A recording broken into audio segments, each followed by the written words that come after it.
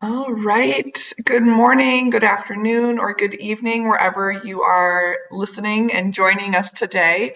My name is Megan McMillan, and I am the Graduate Programs Outreach Manager for SIT, as well as the University Relations Manager for the states of Pennsylvania and Delaware for SIT Study Abroad. I am sorry that I'm unable to join you live today, but I am so pleased to still be able to provide you with a lot of information about the School for International Training, or SIT's program opportunities that are available for Camp Rising Sun alumni as well as staff. So without further ado, let's get going. So here's the agenda for today. I'll have a brief welcome and introduction just to SIT, who we are as an institution, the ethos of who we are. I'll run through a little bit about the different programs we offer for both undergraduate students as well as graduate students. Then we'll have a little bit of time talking about the application process and admissions, since hopefully many of you will be interested in applying for some of our programs. I'll run through the different scholarship opportunities that we have set up for Camp Rising Sun alum. It's a nice partnership that we've formed with Laura, who I know many of you are familiar with, and has introduced this lovely session today. And then we'll have questions at the end. Since I am not able to answer those live, I do have my email address listed at the end of this PowerPoint and presentation, so please feel free to reach out via email with any questions. And also Laura, as an alumna of SIT Graduate Institute, would be able to help you with those questions as well. So SIT, we have a really unique history dating back to the early 1930s, 1932 to be exact. And in 1932, there was a program called the Experiment in International Living. And at the time, back in 1932, it was an opportunity for college-aged men to travel to Europe, to have this opportunity to understand the importance of intercultural exchange and international exchange. They, at the time, were doing a lot of experiential learning. They were going on hikes, they were eating together, they were living together. So this group of American college students went to Europe and had this opportunity to interact with folks from France, from Germany, from various different countries in Europe. And it really was one of those first international exchange programs, really right before the Second World War and after the First World War, when times in our world were perhaps a little tumultuous. It was an opportunity to really bridge those gaps, and really show the importance of the other and learning about the other. One of the first experimenters was a man by the name of Sergeant Shriver, which maybe rings a bell with some of you. And Sergeant Shriver went on to be tasked to start something called the Peace Corps. And when he was tasked by JFK, President John F. Kennedy, to start the Peace Corps, he thought about that experience as an experimenter and thought, all those values that were instilled in those times when I was an experimenter really are something that we want to have as part of the Peace Corps. And so at the time, the experiment was based in Brattleboro, Vermont, where SIT's campus is today. And so the earliest Peace Corps volunteers actually got their training started and did their training in Vermont, where our campus is. Several years later, when the Peace Corps realized those trainings should happen in country and in the various locations all around the world, we were left with these incredible interculturalists, these educators, these professors that were in Vermont, but no longer had any Peace Corps volunteers to train. And so at that time, SIT then created the first master's program, or the Masters of Arts in TESOL, teaching English to speakers of other languages. And so from there, it really evolved. SIT evolved into being a graduate institute. We then were offering undergraduate programs. Several decades later, we started our undergraduate study abroad programs that many people know us as. And through every iteration of SIT, we've really stayed true to that value of social justice and grounded in social justice and experiential learning. No matter if we were offering undergraduate study abroad programs outside of the US or offering graduate programs in Vermont, that social justice and experiential learning has been a core element of who we are. So hopefully that resonates with many of you who have done a Camp Rising Sun program, and you've really had those opportunities and experiences to understand the importance of experiential learning and connecting that theory to practice, and really understanding how it's a cyclical learning process. You have that experience and you reflect on it and you grow from those experiences as you continuously reflect and then try those experiences again with that knowledge that you've reflected on. And so I've mentioned we have both study abroad and graduate programs, and both of those types of programs prepare you for the future, with various different leadership skills and various different opportunities to really put those leadership skills into practice, and understanding that leadership can come in many different forms, and kind of how does that look in your life, and how can you implement that into various facets of your life. We just want to take a pause here and have you reflect on kind of what social justice issues are you most passionate about. Um, I'll let you kind of I'll give you about a minute here just to kind of think about that question.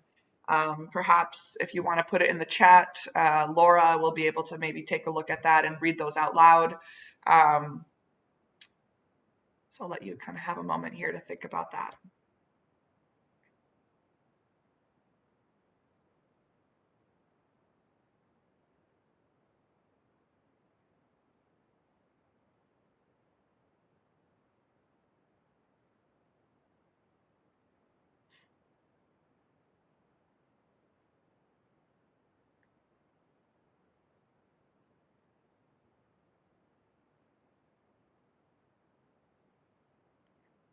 All right. Well, hopefully the chat is lively with some great ideas and great suggestions and great issues that are really resonating and really something that are burning issues for all of you.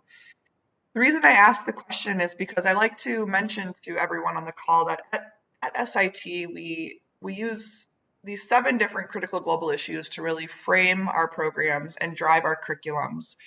And so when I show these 7 critical global issues, oftentimes students will look at them or professionals will look at them and say, goodness, I relate to all of them or many of them. I can't just pick one. And that's what I'm hoping people will say. It's kind of a trick question when I ask someone to say, hey, can you pick your favorite critical global issue? It's a bit of a trick question because they're all interconnected. They all play into each other. I mean, you can't address issues of education and social change without looking at geopolitics and power. You know, power and privilege are really a huge piece of education and who has access to education. You can't look at climate and the environment issues without looking at again geopolitics and power. Kind of how do politics play a role in the environment and whether a country's leaders really prioritize climate and environment issues. So really all of these are quite interconnected, and you'll find that in the curriculums and the programs that we offer, that all of our study abroad programs as well as our graduate programs all take a look at multiple different critical global issues. And while there may just be 1 or 2 attached to that specific program, all of these different types of social justice issues are being talked about and being instilled into the curriculums and into the classroom, whether you're out of the classroom, physical classroom, or whether you're out in the fields as your classroom. So hopefully this exercise really gave you a chance to reflect on those different issues that you may have typed into the chat. And I think it's fair to perhaps say that maybe a lot of those are connected to some of these. They may fall under some of these different categories. Great. So moving on, SIT study abroad. So some of you may be familiar with our study abroad programs. Perhaps you've had siblings or family or friends or mentors that have gone on a study abroad program, and perhaps it was with SIT. But SIT study abroad, I'll read that top part. It's really that truly kind of encompasses what our study abroad programs offer, and our goal is that they're interdisciplinary programs that examine critical global issues in a specific cultural and geographical context. And so looking back at that last slide, when we talked about the different critical global issues and how I said that many of them are interconnected, our programs, to the same point, are interdisciplinary. We really hope that a classroom is made up of students from various different majors, various different backgrounds, and those backgrounds aren't just academic. We're looking at several different definitions of diversity. We want to have racial diversity, socioeconomic diversity, religious diversity, sexual orientation. I mean, we really want to make sure that our classrooms are made up of students that represent a large group of students from all over the US and also abroad. We have students that join our programs on the study abroad level. So for example, with our program in Nepal, we have students that are Nepalese that are living in Nepal that join the classroom with our US based, or our students that are coming from the US. So it really has that chance to have the students learn from one another, not just within the US context, but also with students from Nepal as well. So these are just some examples of different programs that we offer. So you'll kind of just take a look through there and see that we have everything from programs that focus on climate and the environment with the program in Madagascar that looks at biodiversity and natural resource management. We have a program in the Netherlands that looks at international perspectives on sexuality and gender. So you'll see they really are touching on various topics, everything from geopolitics and power to climate and the environment to identity and human resilience. So really, hopefully this gives you a snapshot of the types of issues and the types of topics and the countries that we offer our programs in.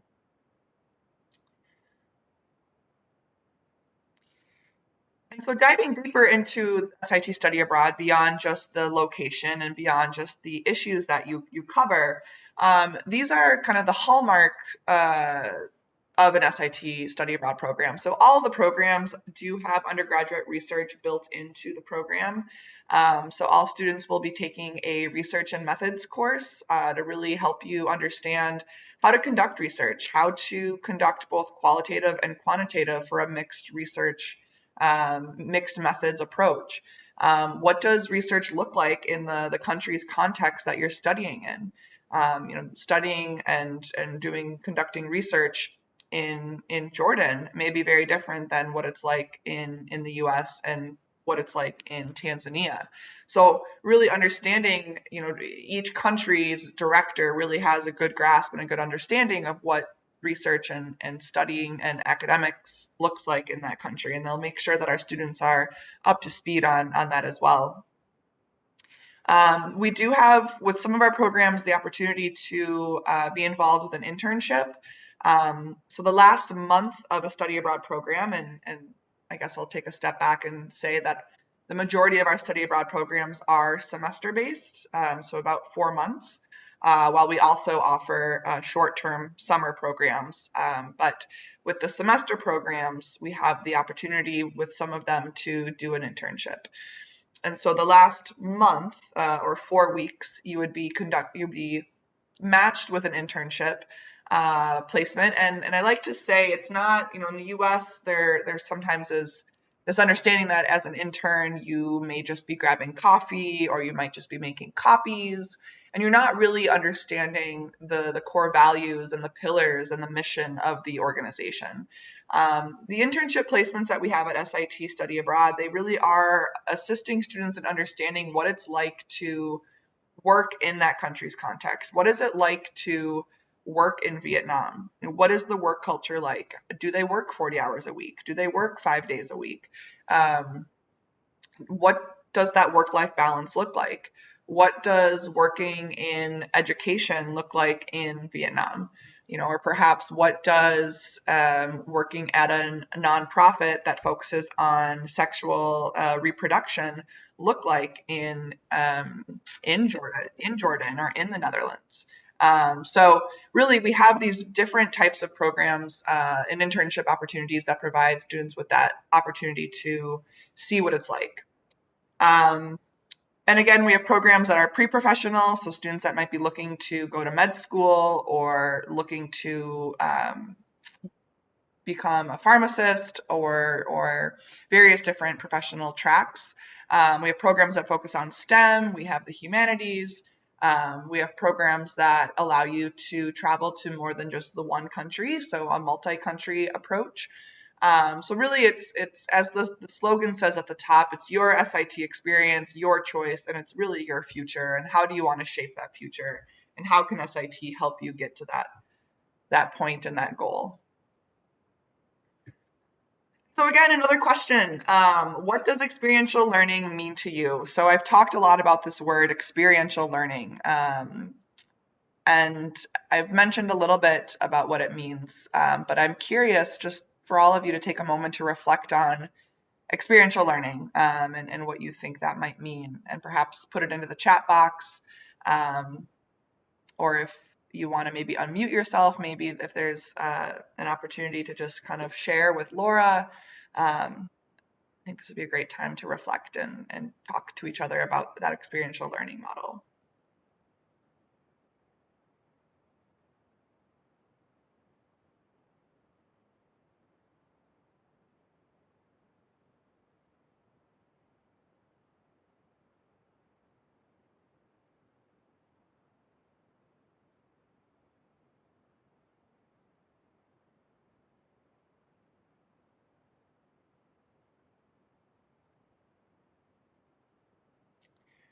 Great. All right. Well, I'm assuming it was probably quite a lively conversation, and I would be happy to find some time in the future to have another conversation live with all of you to hear some of the different feedback and some of the different ideas that you had. Moving along to SIT Graduate Institute. So I mentioned Laura is an alumna, and I know she probably mentioned that in her introduction as well of herself. But I'm also a proud alumna of SIT Graduate Institute as well. So I studied our international education program in the low residency or hybrid model. Um, and so at SIT Graduate Institute, we have two different types of programs that we offer. We have our full-time global programs that take more of that multi-country approach, where you're going to be studying, for example, one of them is Masters of Arts in Climate Change and Global Sustainability. That program starts in Iceland, taking a look at the hard sciences and the impact of climate change on the Arctic. Second semester, students will be studying on the island of Zanzibar, taking a look at the impact of climate change on the tropics and kind of how two islands, Iceland being an island and Tanzania, or excuse me, Zanzibar being an island, which is semi-autonomous to Tanzania, how the impacts of climate change can affect two island nations that are very different in terms of climate and just you have the Arctic and the tropics, yet they are facing very similar issues. The citizens and the livelihoods of those that live on those islands are faced with very similar issues when it comes to food scarcity and rising sea levels and melting glaciers in Iceland and rising sea levels in Zanzibar. So really getting that multi-country approach of looking at a certain issue. On the part-time hybrid programs, these are 2 years where you're going to be studying, for example, international education, where you'll have the opportunity to continue working full-time while pursuing your master's. And so it's a great model for those that perhaps want to have the opportunity to continue living where you currently live, but still pursue your master's while working full-time and have that opportunity to connect what you're learning about in your master's program to your full-time job and really seeing those connections happen in real time. Similarly to our study abroad programs, they are all shaped around the critical global issues framework. They're grounded in social justice and experiential learning. They prepare our students to be leaders in their fields and leaders for the future. Some of the different careers that students go into, international development, nonprofit management, conflict resolution, education, environmental, educators. We have some students that have gone on to the foreign service, becoming foreign service officers. mediation. I mean, the list goes on and on and on. And the beautiful thing is because our students are really coming from all over the world, and due to the intercultural and international focus of many of our programs, our students tend to then leave the US after they graduate. As an alum of SIT, you really are connected to one of the largest global networks that's in existence. We have students and professionals that are scattered all over the world. So really, it's an amazing opportunity to connect to those if you do find yourself traveling or looking for a job outside of the US or even within the US. It's a pretty large connected network. And this is just an overview of the current programs that we are offering. So hopefully some of those resonate with many of you. So like I mentioned, I did the Master's of Arts in International Education. Laura pursued the same program as well and graduated with that MA in International Ed. But you'll see the rest of them here are kind of all over, run the gamut from everything from climate change to global health to TESOL, sustainable development. But no matter what you're focusing, they do have that focus in experiential learning and intercultural understanding.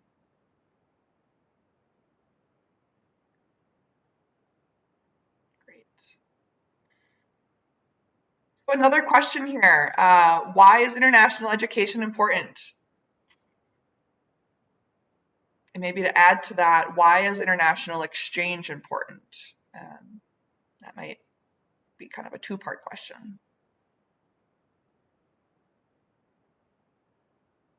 And again, you can use the chat box, or if you want to unmute yourself, perhaps that would be an option for all of you as well.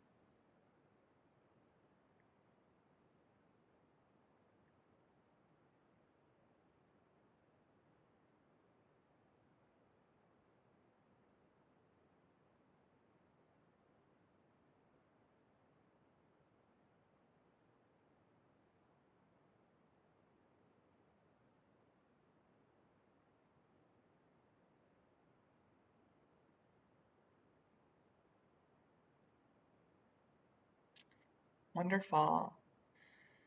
All right. So admissions, it's hopefully these programs have gotten you really excited and you're really interested in how do I apply. We'll talk about the scholarships here in a second of some of the benefits of being a CRS alum or a staff member of CRS, but how do you get to that point? How do you get to be a student on one of our programs? So on the undergraduate side, the application requirements are listed here. So there's going to be a short essay. You will be required to submit your official transcript, whether that's mailed or emailed. Right now, in the times of COVID, many of many of our transcripts are being emailed just because we don't have, our campus was closed for quite some time. So any transcripts that were mailed were a little delayed in the processing. So we do recommend being emailed instead. A recommendation from a professor or someone that knows you in an academic context, and then approval of participation from your school. And so on the undergraduate side, the home institution that you are currently attending or that you'll attend in the future. So let's say, for example, let's say you're a student at the University of Minnesota. You would need to get that approval of participation from your study abroad office at your home school. So in this example, the home school would be the University of Minnesota. And the reason we require that is we really want to make sure that you're having conversations with your advisors and with your school about credit transfer, about financial aid, about funding your time on a study abroad program and making sure that you have the financials to make it happen, as well as the academic support that you'll receive credit for the courses you take with SIT and that they can transfer back towards your major so that you're not delayed in graduation or have a setback due to studying abroad. And then some additional requirements that are required depending on the program would be a homestay letter. If you are taking a program that has a required language, we might ask you for your language ability or have a language exam with our admissions counselor. We may have you give a writing sample and submit your passport for some programs that have certain visa requirements. And then for some of those programs that have the internship requirement, there'll be that resume requirement as well. So really just depending on the types of programs, there may be just some additional documents that you need to do. But it's a pretty straightforward process. I hear from many students, it typically takes them about 1 hour in total from start to finish.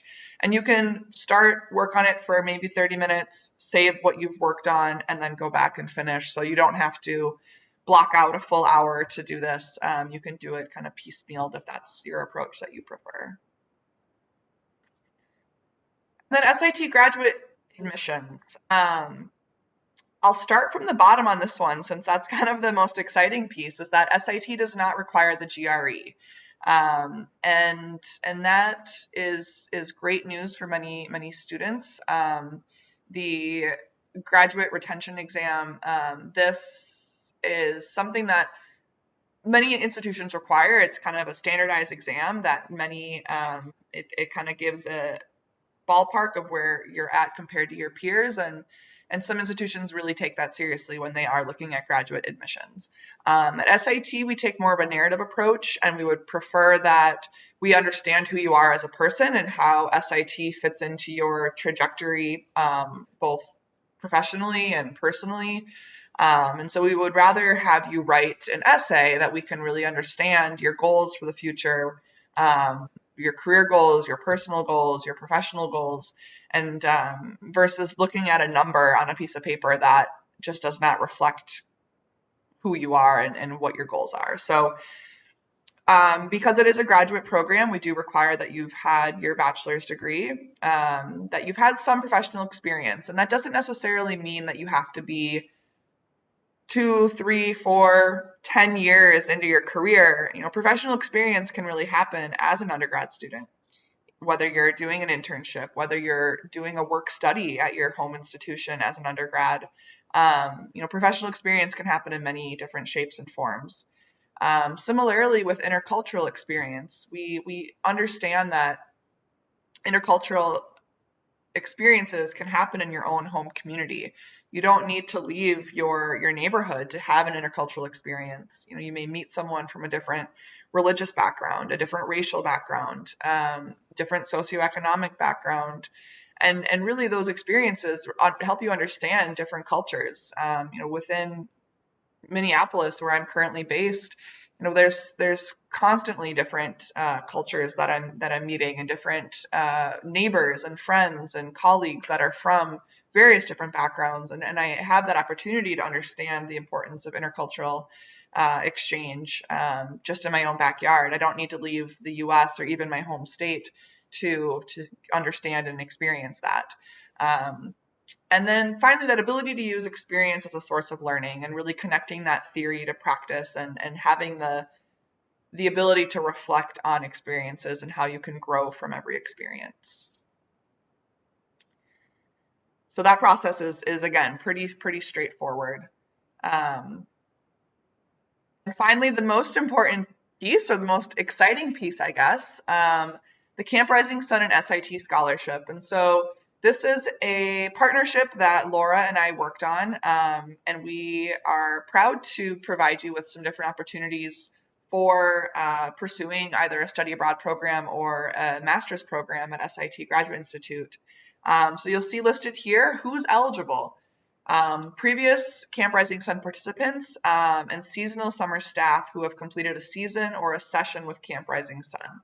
And I'll also mention with the previous Camp Rising Sun participants, that doesn't have to be just in person. It also is open to anyone who did a virtual program with CRS as well. And so you'll see here the study abroad opportunities, the scholarships. There's one $2,000 scholarship that we offer towards any semester program, one $1,000 scholarship towards a summer program.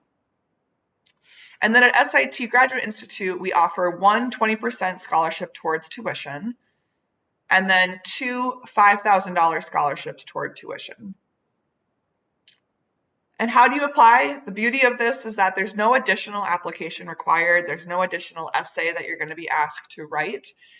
Instead, just when you're filling out your application, either for study abroad or for your master's program, you'll just want to make a note that you are an alum of Camp Rising Sun, and our admissions counselors will make note of that and notify our financial aid manager and financial aid advisor so that they will make that notation so that when you do get invoiced for your program, they'll deduct that scholarship off of the invoice that you receive. So it's pretty straightforward. You'll just want to make sure to mention that you are an alum of Camp Rising Sun or you were a staff member, since the scholarship is also open to any seasonal summer staff.